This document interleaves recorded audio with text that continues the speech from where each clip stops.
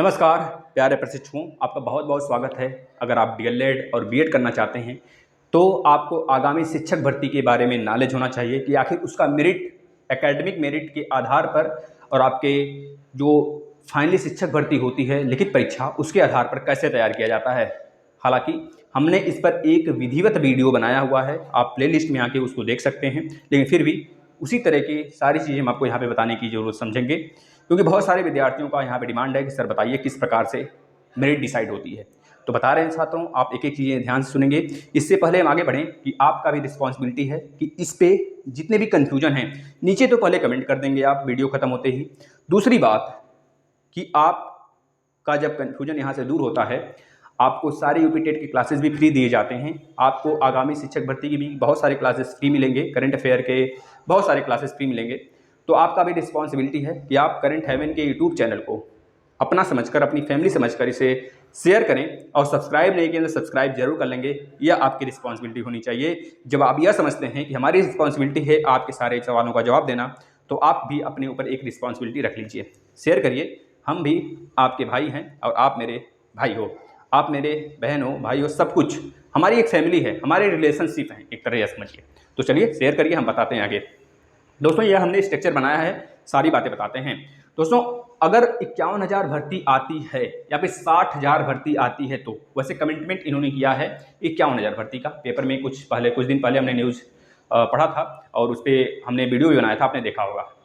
पिछले जितने प्राइमरी लिखित परीक्षा हुए हैं छात्रों, पिछले चाहे जितने सालों से हो रहे हैं, उसी व्यवस्था की हम बात करेंगे। वैसी ही व्यवस्था इस साल भी रहेगी, इतना ध्यान में रखिए।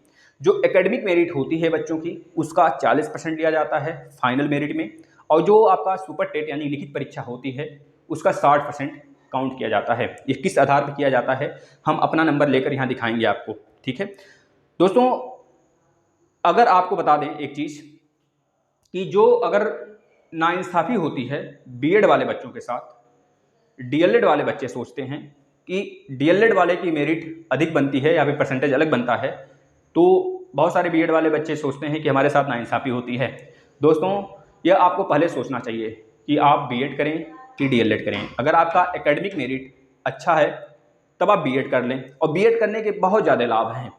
अगर आपके सारे एकेडमिक मेरिट, चाहे आपका इंटर हो, हाई स्कूल हो, चाहे आपका ग्रेजुएशन हो, अगर 75% हैं, तब आप शिक्षक बन गए, आपके लिए जॉब रखा है, बशर्ते आप थोड़ा सा मेहनत कर दो सुपर टेट में, है ना।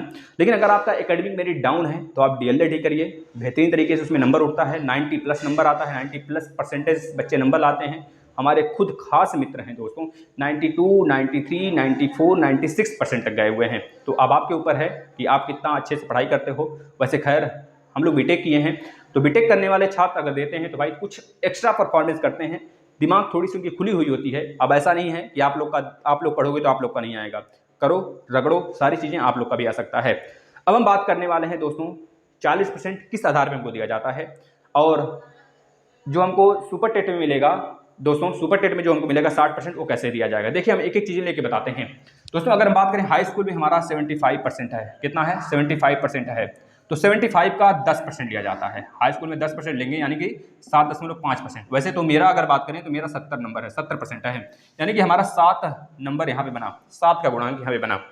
अगर हम बात करें इंटर में, तो इंटर में हमारा 74 कुछ है, यानी कि 75 के आसपास है, 74.9 के आसपास में है, तो 75 मानते हैं, 75% है। अगर इसका 10% निकालेंगे साथियों, क्योंकि इंटर का, हाई स्कूल का, ग्रेजुएशन का 10% ही लिया जाता है, और आपका बीएड बीटीसी जो आपका टीचिंग ट्रेनिंग होती है उसका भी 10% लिया जाता है। इन चारों का 10%, और इसका दोस्तों 60%। इस वजह से इसमें आया 40%, और इसका आया लिखित। रिटेन पहले हुआ करता था दोस्तों आपका 1 लाइनर, लेकिन अभी पिछली भर्ती जो हुई थी उसमें जो आपका 69,000 के आसपास में, 68,000 के आसपास में वैकेंसी आई थी, तो उसमें बच्चों का हुआ था, और बच्चे अच्छे नंबर भी पाए। लगभग मेरिट बना था 72, गुणांक 72 आया था, और 72 का गुणांक बना था, और 70+ जिन्होंने पाया उन सब का सिलेक्शन हुआ। आज वो अपने होम डिस्ट्रिक्ट में जॉब कर रहे हैं दोस्तों।